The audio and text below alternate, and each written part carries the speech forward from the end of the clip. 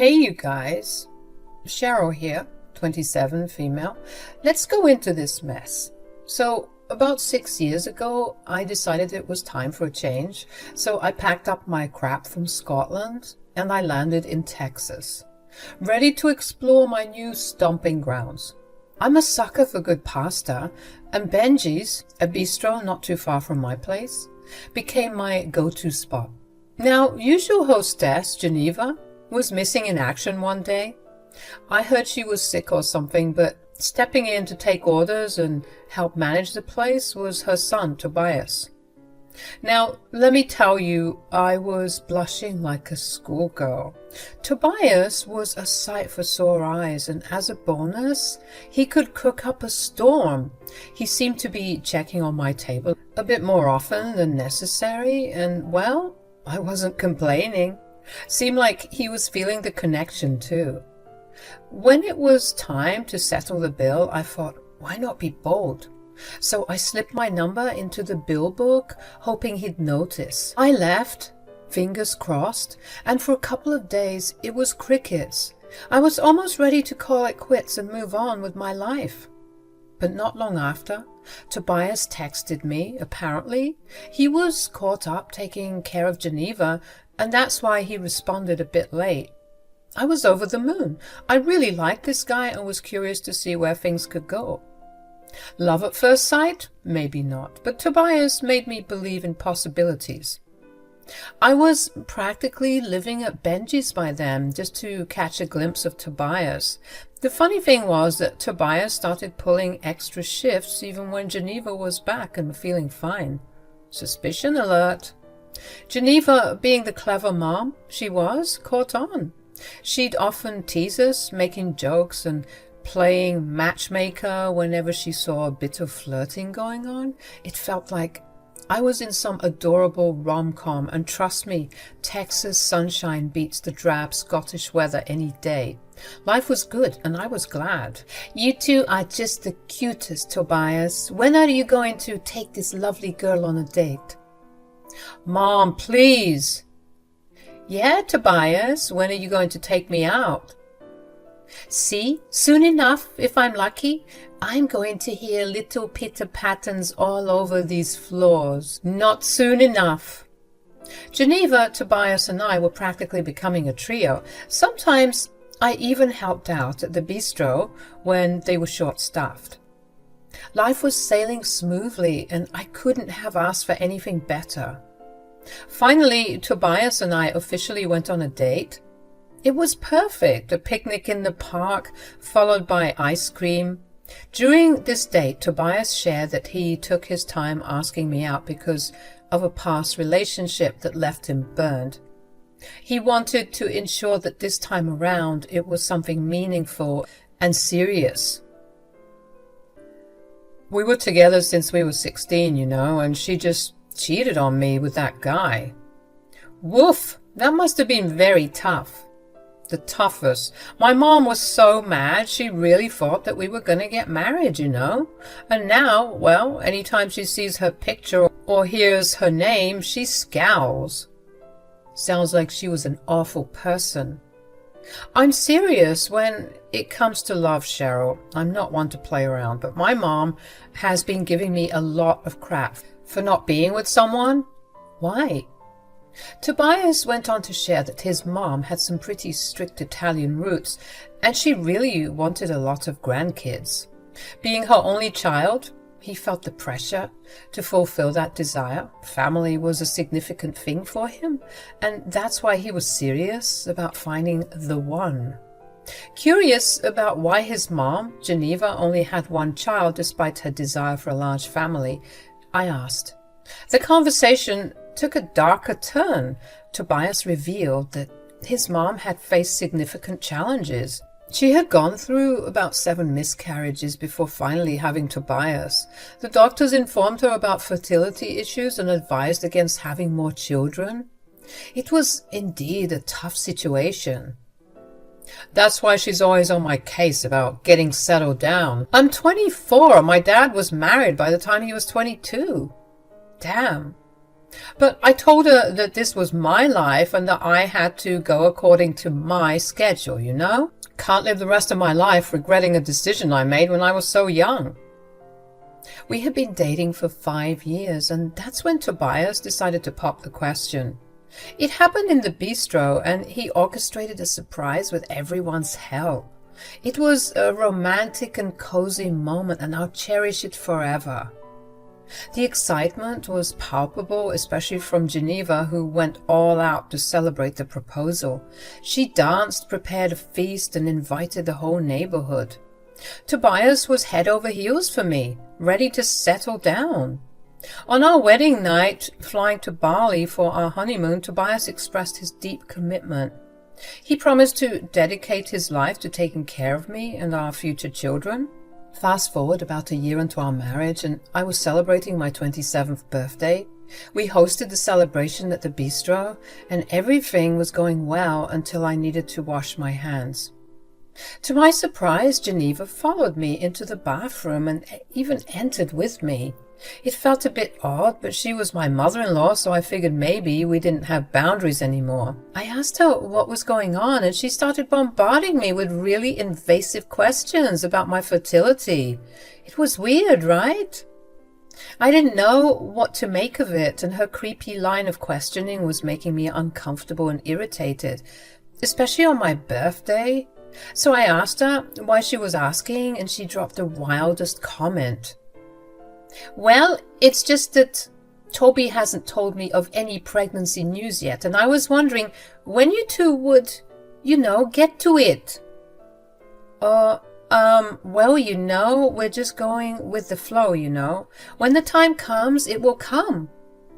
That moment marked a shift in everything. Geneva's expression darkened suddenly, as if I had just told her that her house had burned down. She looked cold and distant, and I asked if she was okay. She insisted everything was fine, urging us to return to the party. Trying to brush off this strange encounter, I continued to enjoy the rest of my birthday celebration. However, when the party was over and we were tidying up at Benji's, Geneva remained cold and distant. I asked once again if everything was okay, and man, that turned out to be a mistake. Alone with Geneva, because Tobias had gone to pick up his German Shepherd from doggy daycare, she literally exploded, yelling at me. She insisted I shouldn't touch her or speak to her if I wasn't going to give her grandbabies. What? I was so freaking confused. And in really strange situations like these, absurd ones, I sometimes chuckle or laugh in disbelief. It's not that I find it funny, it's just that the craziness of the moment overwhelms me, Anyway, I did just that, and it seemed to push Geneva over the edge. She didn't like my reaction one bit. Geneva started yelling, and it felt like a never-ending stream of insults. She called me all sorts of things, switching between English and Italian and then back to English when she realized I couldn't understand what she was saying. It was so chaotic. I felt like a tornado had been let loose in the bistro. "You're so selfish! How could you do this to me?" "Geneva, please, you need to relax. This isn't good for your blood pressure. What seems to be the problem?" "The problem? I'll tell you the problem. My son married an idiot. That's the problem. A selfish, bratty, stupid idiot who only thinks about herself." "Geneva, we've only been married for a year. Could you cut us some slack?" "I knew you were bad news from the moment you got here. I always knew that you had something evil about you." "Geneva, you sound like a crazy person. How could you speak to me that way?" "You better pray to God that I don't force my son to kick you to the curb, you ingrate." It all felt like a fever dream. I even forgot it was my birthday. I couldn't wait to go home and salvage the rest of my birthday with my husband. I planned on telling him everything. I mean, he was my husband. He needed to know everything. But when I got home and found the door locked, I knew he wasn't home. Which was strange because I was expecting him to be home already. Tobias was running late, so I figured I'd make some food and clean the house. 3 hours gone by. He wasn't responding to any of my texts or calls. Panic set in. I called Geneva and she dropped the angry act, genuinely panicking when I asked about him, which made my anxiety worse. We called his friends and his co-workers with no luck. It felt like I was going crazy. Geneva said that she'd call me if she heard anything, and I told her likewise. A couple more hours later, Geneva finally called, and her wailing broke my heart instantly. I knew deep down that something terrible had happened to him. Geneva told me that Toby got into a really bad accident on the highway. Some drunk loser was speeding and crashed into him, killing him instantly. Words couldn't describe what I felt. It was like everything had gone black and white. Refusing to believe it, I got my keys and headed to Geneva's place. We held each other, sobbing until we had to go to the hospital to see his body before it was taken away. My world had fallen apart and I didn't know if I would be able to move on. Peeling a grieving mother away from her son's body in the mortuary was tough. One of the worst things I've had to do.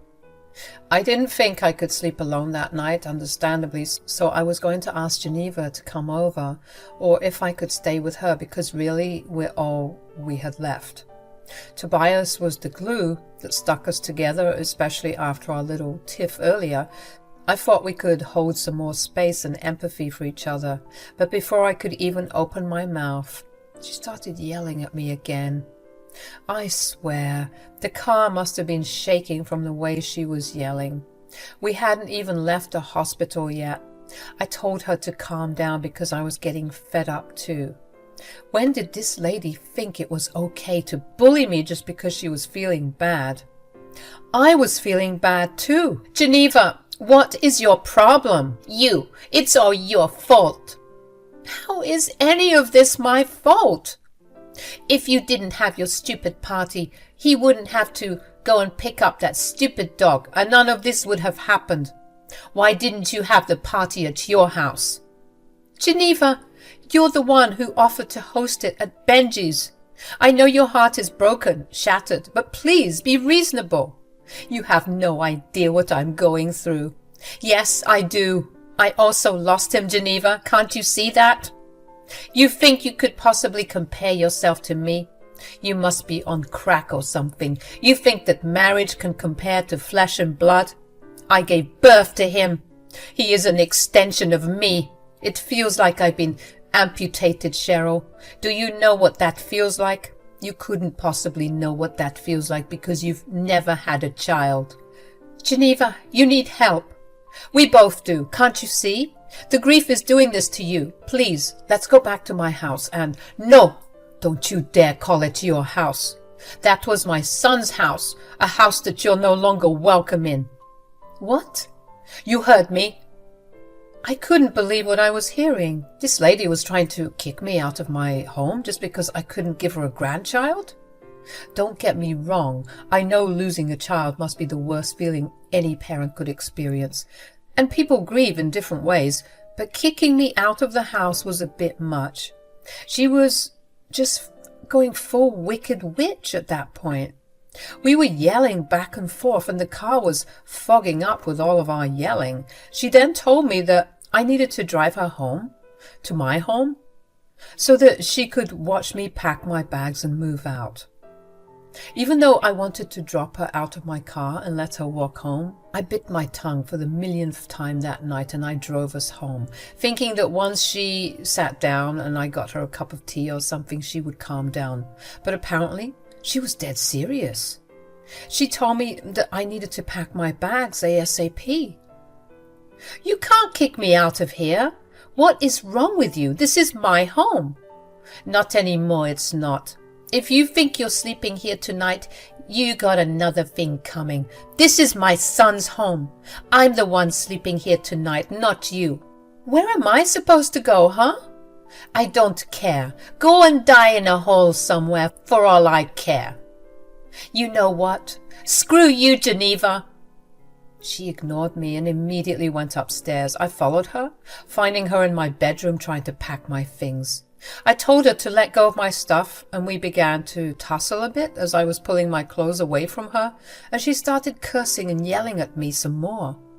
I was so exhausted at that point. It had been the worst birthday ever, and this woman was just trying to add insult to injury.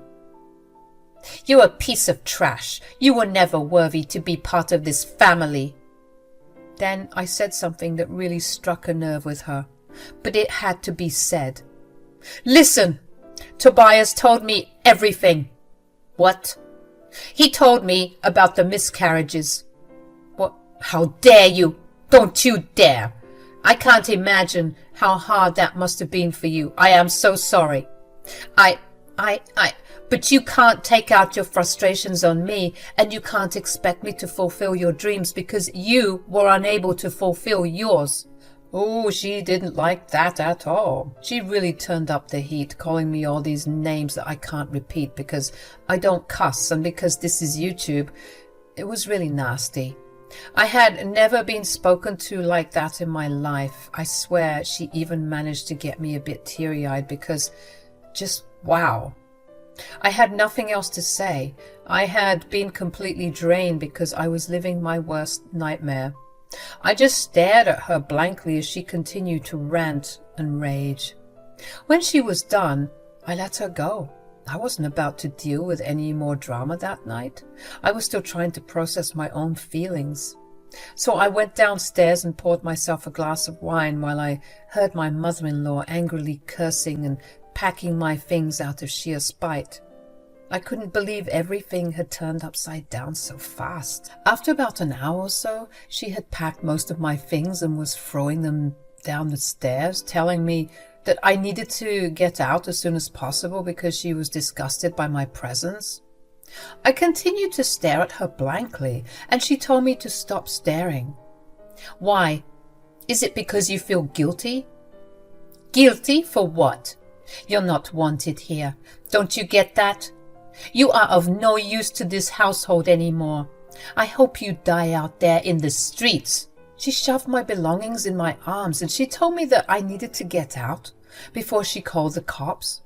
I was fuming at that point, but I did what I was told because I didn't want to be in the house with that hag anyway.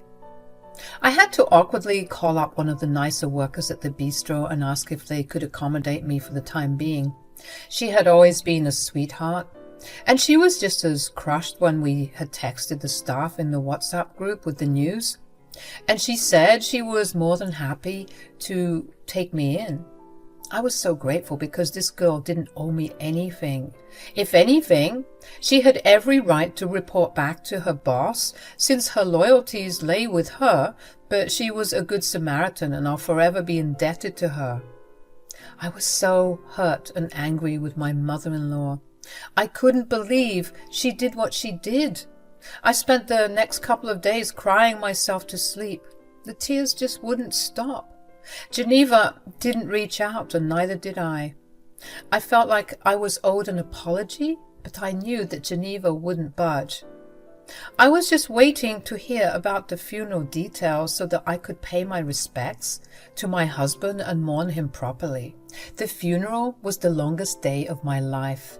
It was so hard trying to keep it all together and also battle my mother-in-law, who insisted that I shouldn't even attend the funeral.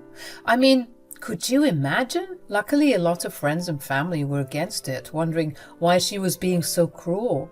Many of them didn't know that she hated me and kicked me out of the house. I figured that it wasn't the time or the place to let them know just how awful she was, and I guess she was too scared to face the heat. So she agreed to let me pay my respects, but she wasn't happy one bit. I had managed to get into a motel that I was going to hole up in for a while. I didn't want to overstay my welcome at my friend's place, so I did just that. 1 week after being kicked out of the house, I woke up with the sudden urge to puke. Now, let me tell you, I have the gut of a goat. I never throw up, even when I'm really ill. So imagine my surprise when I found myself hunched over the toilet and emptying the contents of my stomach as if I drank way too much at a frat party. It was insane. But then something told me that I was pregnant. I laughed it off, but I thought, what if? So I went to the nearby pharmacy, bought 4 different pregnancy tests, and went back to the motel. I peed on all of the sticks and waited for the results, and wouldn't you know it, I was pregnant. All of them said positive, and I was immediately hit with a crap ton of emotions. I'm sure the other motel residents could hear me crying and sobbing and laughing and crying some more.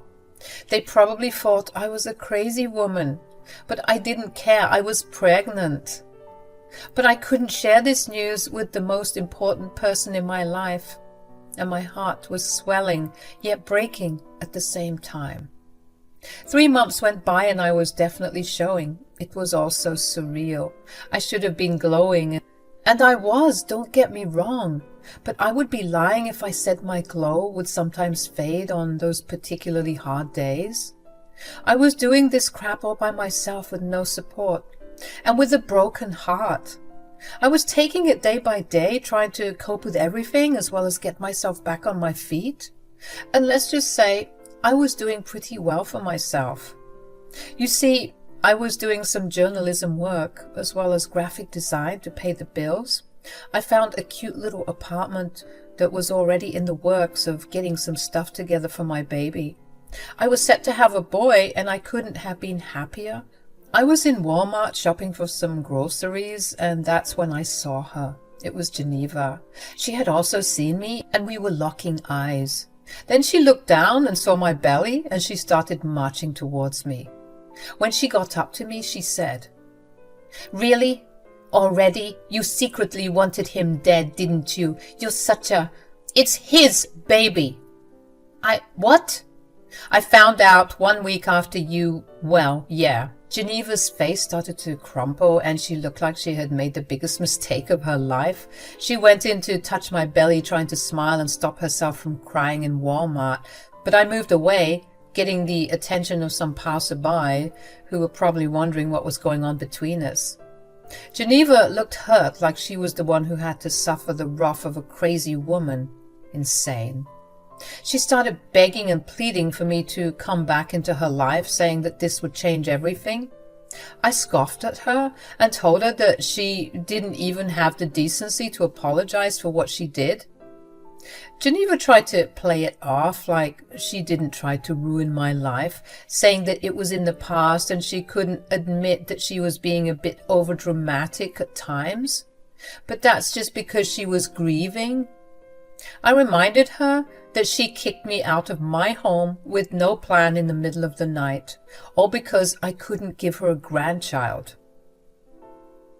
"But look, now you can!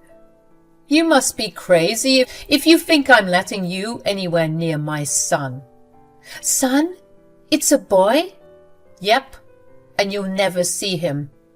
"You can't do that. I'll sue." "Good luck with that. I'll just tell them how crazy you are. And they'll believe me. I mean, just look at you. Look at the attention you're drawing to yourself." She looked around and noticed the stares growing. Taking a proper look at her, she looked like she hadn't showered since the last time I saw her. Her hair was a bit frazzled, and she had these crazy eyes. "I don't care if they're looking. You can't keep my grandchild away from me." "Yes, I can, and I will. You're a disgusting human being, and I thank God every day that Tobias didn't get to see who you truly were. Now my only job is to take care of my little one, and that starts with getting him as far away from you as possible. If you ever see me again, it'll be too soon. I hope you have a miserable life, and you feel 10 times worse than I did the night he died." She kept on begging and pleading with me, but I had to cut my shopping trip short just so I could get in my car and drive away from her, because she was following me around like a lost puppy. She even started apologizing, a lot even, but I wouldn't budge. The damage had been done.